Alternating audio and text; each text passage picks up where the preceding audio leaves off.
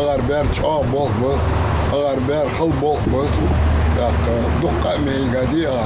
Магомед Евлоев выражает благодарность директору музея Курейшу Евлоеву и руководству Комтуризма Ингушетии за то, что на протяжении долгих лет собирали по крупицам информацию о воинах Первой мировой, в числе которых был и брат его дедушки Хасбот Евлоев. Сегодня вручают копии наград потомкам славных горцев, состоявших в Кавказской туземной конной дивизии. Потомку Гулоева Адильгари Бекботовича, всаднику ингушского конного полка Кавказской туземной конной дивизии, за боевые отличия награжден Георгиевским крестом 4-й степени.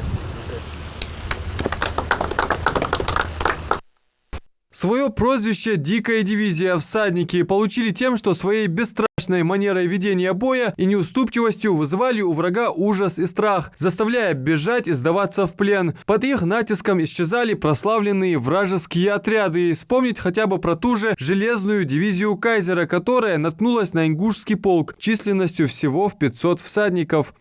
Железная дивизия наводила страх на войска англичан и французов. И вот теперь она разворачивалась против ингушского полка. 3000 немецких штыков, пулеметы и тяжелая артиллерия против 500 сабель кавказских горцев. Не дожидаясь приказа, самоуправно ингуши бросаются в лобовую атаку.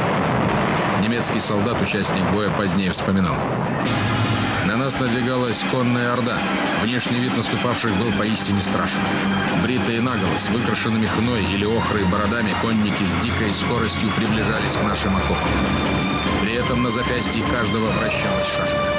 Во главе каждого отряда мчался мулла в зеленом или алом одеянии. Они выкрикивали на скаку хвалы пророку Мухаммеду. У каждого муллы в руках был Коран и винтовка за плечом. Через 1,5 часа гордость кайзеровской армии перестала существовать.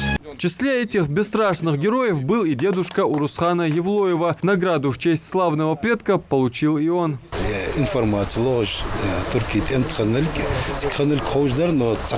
информация, я Курейш Банси, Юло Курейш музей, энтузиаст мира, контуризма, подключиться для Сулка, Сун, Балая, о неожиданность, неожиданность, хранила информацию, Гучан, за 30 лет туда информация, лех Балая, он отдал хакала, традиция, хамцу хоч, с турки, тханнель хоч, но сак доказательство, случайно, что хаза, Танистан, Волктер, Балая, что он Юло, особенно